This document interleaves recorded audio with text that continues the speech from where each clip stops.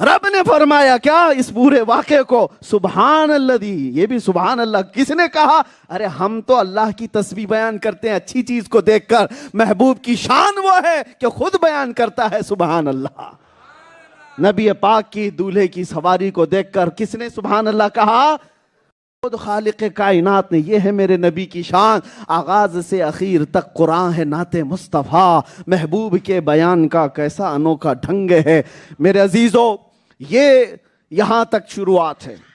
اس کے بعد وہ سواری پر بیٹھے، یہ بھی ایک دلیل ہے ان خبیثوں کے لیے جو کہتے ہیں روح کے ساتھ سفر کیے تھے۔ ارے روح کے لیے براق کی کیا ضرورت تھی؟ روح کے لیے براق کی کیا ضرورت تھی؟ سواری آئی ہے اس لیے کہ جسم کے ساتھ گئے تھے، جسم کے ساتھ گئے تھے۔ وہ پورا واقعہ میں بیان بھی نہیں کر پاؤں گا، آپ بھی شاید تھک جائیں گے، پوری رات بھی لگ جائے اس کا ایک حصہ نہیں کمپلیٹ ہوگا۔ یہی تو کمال ہے اس معراج کے سفر کا، یہی تو کمال ہے کہ بیان کرنے میں گھنٹوں لگ جائیں، میرے مصطفیٰ کو سفر کرنے میں منٹ بھی نہ لگے۔ زنجیر بھی ہلتی رہی، بستر بھی رہا گرم، تا عرش گئے پھر آئے محمد صلی اللہ علیہ وسلم۔ ہاں، حضور کے سفر میں منٹ بھی نہیں لگے اور ہمیں سننے میں گھنٹوں بھی لگ سکتے ہیں۔ حضور پاک صلی اللہ تعالیٰ علیہ وسلم کا سفر شروع ہوا۔ اب آپ کو میں جو زمینی حقیقت ہے، حضور جب گئے براق کی سواری لے کر، اور پہلے کہاں گئے؟ بیت المقدس۔ حضور کی زبان سے خود سنتے ہیں، میرے آقا کیا بیان کر رہے ہیں۔ حضور فرماتے ہیں جبرائیل امین آئے اور براق کو وہاں پر ایک دیوار میں ایک پتھر تھا، اس پر جبرائیل امین نے انگلی اس طرح سے لگائی تو سوراخ ہو گیا اور اس میں براق کی رسی کو باندھ دیا۔ جانتے ہو بیت المقدس میں وہ سوراخ آج بھی موجود ہے، آج بھی موجود ہے۔ اور نبی پاک صلی اللہ تعالیٰ علیہ وسلم کے لیے بیت المقدس کا دروازہ کھلا۔ حضور فرماتے ہیں سارے انبیاء وہاں پر کھڑے ہوئے تھے، سارے انبیاء وہاں پر کھڑے تھے۔ نماز اقصیٰ میں تھا یہی سر، آیا ہو معنی اول آخر۔ اعلیٰ حضرت کہتے ہیں نماز اقصیٰ میں یہی تھا سر کہ آیا ہو، یعنی ظاہر ہو جائے معنی اول و آخر۔ حضور اول بھی ہیں اور آخر بھی ہیں، حضور اول بھی ہیں آخر بھی ہیں، اس کا معنی ظاہر ہو جائے، اسی لیے بیت المقدس میں لایا گیا کہ صف بستہ کھڑے تھے سارے وہاں پر، جو صف کے دست بستہ پیچھے کھڑے تھے، جو سلطنت آگے کر گئے تھے، یعنی سارے نبی جو سلطنت کر کے گئے تھے وہ سب دست بستہ وہاں کھڑے تھے۔ حضور صلی اللہ تعالیٰ علیہ وسلم پیدا ہونے میں سب سے آخری نبی ہیں کہ نہیں ہیں؟ سب سے آخری نبی ہیں کہ نہیں؟ تو حضور خاتم النبیین آخری نبی ہیں، یہ آخر کا معنی ہو گیا۔ حضور کے آخر ہونے میں یہ سمجھ میں آ گیا کہ آپ آخری پیدا ہوئے ہیں، لیکن اللہ نے معراج کی رات حضور کو سب سے آگے بڑھایا۔ آدم بھی پیچھے، موسیٰ بھی پیچھے، عیسیٰ بھی پیچھے، ابراہیم بھی پیچھے، اسماعیل بھی پیچھے، یوسف بھی پیچھے، زکریا بھی پیچھے، سلیمان بھی علیہم الصلاۃ والتسلیم، سارے نبی پیچھے، جو پہلے آئے وہ بھی پیچھے۔ تو سب سے آگے بڑھا کون؟ رسول اللہ صلی اللہ علیہ وسلم۔ پیدا ہوئے سب سے آخر میں اور بڑھے سب سے آگے۔ تو نماز پڑھانے کے بعد اعلان ہو گیا، دیکھ لو اس مصطفیٰ کی ذات کو، پیدا ہوا ہے آخر، امامت میں اول، امامت میں اول، یہی معنی ہے اول اور آخر کا، وہی ہے اول۔ ہاں سمجھ کے چلو، وہی ہے اول، ہاں آخر پیدا ہونے میں اور امامت کرنے میں اول۔ اب سنیے معراج کی رات کتنی دیر وہاں پر میرے آقا نے امامت کی، کتنی دیر نبیوں کے ساتھ ان کے قصیدے سنے، واللہ عالم، اللہ بہتر جانے۔ پھر اس کے آگے کا سفر ہے، پہلے آسمان پر تفصیل سے حدیثوں میں آپ بھی پڑھیے، کبھی انٹرنیٹ آپ خالی گیم کھیلنے کے لیے مت استعمال کرو، ہر زبان میں آپ کو مل جائے گا۔ میرے آقا کے معراج کا سفر آتھینٹک علماء اہل سنت و جماعت کی لکھی ہوئی کتابوں کے ذریعے سے آپ بھی پڑھیں کچھ۔ پہلے آسمان کا دروازہ کھولا گیا، میرے آقا وہاں گئے تو آدم علیہ السلام سے ملاقات ہوئی۔ آدم علیہ السلام نے مرحبا کہہ کر استقبال کیا۔ یہ وہی نبی ہیں جو بیت المقدس میں پیچھے نماز پڑھ کے بھی گئے۔ اب یہاں پر ایک کنفیوژن بھی ہوتا ہے نا، سوال بھی ہے کہ وہاں تو نماز میں سب تھے، پھر آسمانوں پہ یہ کب آئے؟ میرے عزیزو وہی دولہا کی بات ہے، बाराती सारे हॉल में तो होते हैं, लेकिन दूल्हा के रिटर्न होने से पहले घर में पहले आ भी जाते हैं। दूल्हा आएगा अपनी शान के मुताबिक, लेकिन इस्तकबाल करने के लिए कुछ तो पहले आते हैं कि आने वाले दूल्हे का घर पे भी तो इस्तकबाल हो। तो ये नबी आदम अलैहिस्सलाम पहले आसमान पर, दूसरे आसमान पर ईसा अलैहिस्सलाम और यहया अलैहिस्सलाम मौजूद हैं, उनसे भी मुलाकात। तीसरे आसमान पर मेरे आका सल्लल्लाहु ताला अलैहि वसल्लम यूसुफ अलैहिस्सलाम से मुलाकात। चौथे आसमान पर अल्लाह के नबी सल्लल्लाहु ताला अलैहि वसल्लम ने इदरीस अलैहिस्सलाम से मुलाकात की। पांचवें आसमान पर अल्लाह के नबी सल्लल्लाहु ताला अलैहि वसल्लम ने और नबियों से, छठे पर हजरत मूसा अलैहिस्सलाम से, पांचवें पर हारून अलैहिस्सलाम से, छठे पर मूसा अलैहिस्सलाम, सातवें पर इब्राहीम अलैहिस्सलाम से मुलाकात की। यह सुनने में आसान लग रहा है, एक आसमान से दूसरे आसमान के बीच का सफर 500 साल का है। 500 साल का। आपको सुनने में आसान लग रहा है, मेरे नबी ने सफर कर लिया।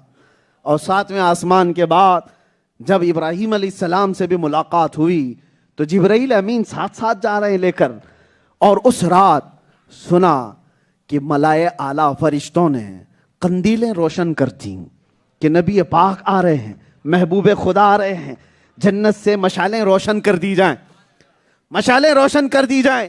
एक बुजुर्ग बयान करते हैं कि अल्लाह ताला ने फरिश्तों से कहा, ये कंदीलें, ये मशालें क्यों रोशन कर रहे हो? रात के वक्त मुस्तफा आ रहे हैं, रख दो। इसलिए कि मैंने अपने नबी के चेहरे पर 70,000 हिजाबात रखे हैं, और वो हिजाबात में से एक भी हट जाए तो जमीन और आसमान के बीच रोशन हो जाए। इतना नूर मुस्तफा के चेहरे पर अल्लाह ने रखा है कि रात की अंधेरियों में मशालों की जरूरत नहीं है, वो जिस तरफ जाए रोशनी उधर चली जाए। अरे मेरे आका मुस्कुरा भी देते तो हजरत आयशा सिद्दीका कहती हैं, मेरी सुई गिर गई थी, हुजूर के दांतों की चमक से मैंने सुई पा ली थी। अरे सुई देखने के लिए हाई पावर का लाइट चाहिए, छोटे मोटे डिम लाइट पे देख भी नहीं सकते। और मैं हजरत आयशा ये नहीं कह रही है हुजूर के चेहरे से मैंने देख लिया, बल्कि ये कहती हुजूर के दांत से जो रोशनी आ रही थी उससे मुझे अपनी खोई हुई सुई मिल गई थी। अरे दांतों का यह हाल है तो चेहरे पाक का हाल क्या है? यही तो बात है कि हजरत जाबिर बिन समुरा, आज की रात हम तलब यही करते हैं, मैं झूम कर बयान भी इसीलिए करता हूं कि वो खुश हो जाएं और अता करने पर आएं। तो मेरे अजीजों, ये कोई बड़ी बात नहीं है कि जब वो अता करने पर आएं तो फिर ये कह दें कि हजाबात हटा दो, मोहम्मद की जियारत तू भी कर ले। बस हम इसी तलब में झूम कर बयान भी करते हैं, मेरे आका की इनायत हो जाए। और हम दुआ भी ये करके जाते, मेरे आका आओ कि मुद्दत हुई है, तेरी राह में आँखियाँ बिछाते बिछाते बड़े दिन हो गए हैं, तेरी हसरतों में, तेरी यादों में बड़े दिन हो गए, घर को सजाते सजाते। सुना है आप हर आशिक के घर तशरीफ लाते हैं, मेरे घर में भी हो जाए चिरागा। वो आएंगे, आते होंगे, अभी आएंगे, यही सोच के हमने महफिल को सजा रखा है। हवा का मौसम बता रहा है, वो जुल्फ अपनी लहरा रहे हैं, सवारी तैबा से चल पड़ी है, हुजूर तशरीफ ला रहे हैं। ये सुन्नियों के लिए है, ये सिर्फ सुन्नियों के लिए ये अकीदा रख करके बैठते हैं। मैं बात ये कह रहा था, चेहरे मुस्तफ़ा में वो नूर था कि जाबिर बिन समुरा कहते हैं, एक रात ऐसी आई थी मदीने में 14वीं का चांद तुलू था। 14वीं का चांद देखते हो, पूरे आवताब के साथ। और हजरत जाबिर कहते हैं, मैं घर से निकला, रात का वक्त था, 14वीं का चांद तुलू था, मस्जिद नबवी के करीब गया तो हुजूर अपने हुजरे से लाल जुब्बा पहनकर बाहर निकले थे। सुर्ख धारीदार जुब्बा था और उस पे चमकता हुआ मेरे आका का चेहरा। हजरत जाबिर कहते हैं, मैं कभी चांद को देखता और कभी चेहरे मुस्तफ़ा को देखता, कभी चांद को देखता, कभी चेहरे मुस्तफा को देखता, कभी इधर कभी उधर। मुझे ये सोचना था, ये ज्यादा खूबसूरत है कि ये ज्यादा खूबसूरत है। चेहरे पाक को देखता और कभी 14वीं के चांद को देखता। बिल आखिर जाबिर बिन समुरा रदियल्लाहु अन्हु सहाबी रसूल हैं, फैसला करके बता दिया चांद को देख करके, जिसकी तर्जुमानी एक शायर यूं करता है। जाबिर बिन समुरा की जुबान ये थी, अरे चांद से तशबीह देना ये भी क्या इंसाफ है, चांद से तशबीह देना ये भी क्या इंसाफ है, चांद में तो दाग है, हुजूर का चेहरा साफ है। चांद में तो दाग है, हुजूर का चेहरा, हाँ चांद में आज भी दाग है, मेरे आका के चेहरे पर कोई दाग नहीं था। وہ چہرے جہاں آرا کو دیکھنے کے لیے ملائے اعلیٰ کھڑے تھے، فرشتے صف بستہ تھے، اور اللہ نے ان کو اجازت دی تھی۔ اور حدیث میں یہ ملتا ہے سدرۃ المنتہا ایک جھاڑ، ایک درخت ہے، وہ اتنا بڑا کہ تمہارے وہم و گمان میں بھی نہیں آئے، اور فرشتے اس رات اتنے آئے تھے۔ یہ پوری کائنات جو ہے نا، یہ پورے جتنی دنیا آپ دیکھ رہے ہیں، سدرۃ المنتہا کے ایک پتے کے برابر بھی نہیں ہوگی، اس درخت کے ایک پتے کے برابر بھی یہ پوری دنیا نہیں ہے۔ ہاں وہ درخت کتنا ہوگا، کیسا ہوگا، اس کا اندازہ کیا ہے؟ لیکن فرشتے اس رات اتنے آئے تھے میرے نبی کو دیکھنے کے لیے کہ سدرۃ المنتہا کی جھاڑیاں پوری ان کے نور سے چھپ گئی تھی۔ اب فرشتے کتنے ہوں گے، فرشتے کتنے ہوں گے؟ اور ایک بات میں بتاؤں، وہ نوری مخلوق ہے، نوری مخلوق ہے۔ کون؟ فرشتے پورے، اور دیکھ رہے ہیں کس کو؟ محمد عربی کو صلی اللہ تعالی علیہ وسلم۔ ایک بات آپ کو میں بتاؤں، یہاں پر ہم بیٹھے ہیں، یہ لائٹ جو ہے نا، یہ بھی گرمی پیدا کرتی ہے، اے سی سب چالو ہے، لیکن لائٹ اگر تیز ہو نا تو اس کی بھی گرمی آتی ہے، کیونکہ لائٹ کی گرمی اپنی جگہ، اور لائٹ کو جتنا قریب کرو گے تو اور گرم ہو جاؤ گے، برداشت کی طاقت ختم ہو جائے۔ لیکن اگر یہی لائٹ جو 50 واٹ کا، 100 واٹ کا گرمی پیدا کرتا ہے، تمہارے سامنے 1000 واٹ کا رکھ دیں تو پتہ نہیں کیا ہو جائے، برداشت سے باہر ہو جاؤ گے۔ ہائی پاور کی لائٹ تم آپ پاس نہیں برداشت کر سکتے۔ یہ دنیا کی جو روشنی، یہ لائٹ ہے، اس کی جو طاقت ہے، وہ فرشتے کی طاقت کا ایک ناخن برابر بھی نہیں۔ ایک فرشتے کی بات کر رہا ہوں، ایک فرشتہ جو نوری مخلوق ہے، اس کے اندر جو لائٹ کا پاور ہے، وہ دنیا کی یہ لائٹ پاور سے کوئی تشبیہ نہیں دے سکتے۔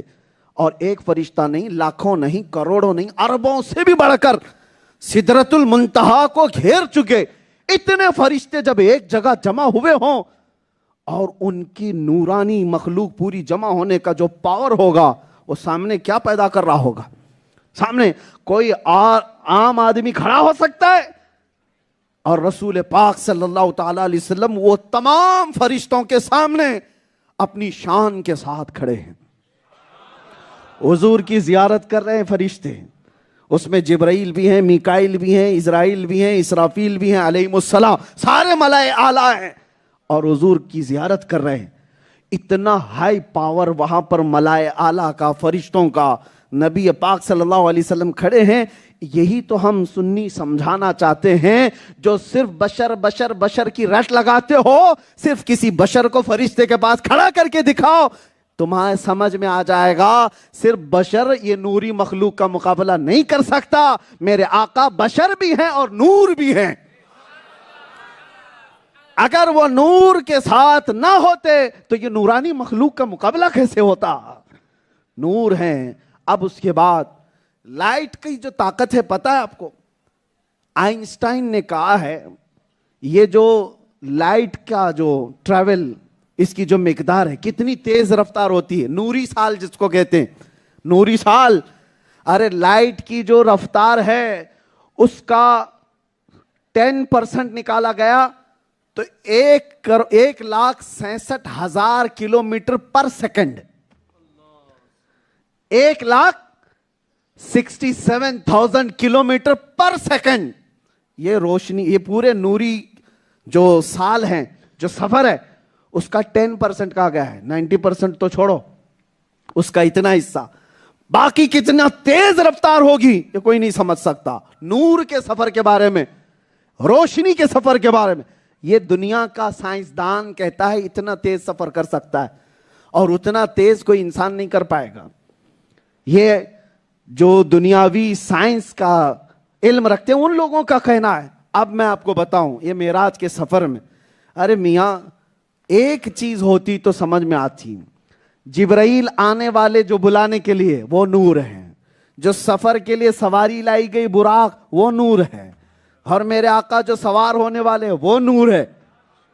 نور آیا ہے، نور لے کر آیا ہے، کو لے جانے کے لیے آیا ہے، اور جس کے پاس لے جایا جا رہا ہے اللہ نور السماوات والارض۔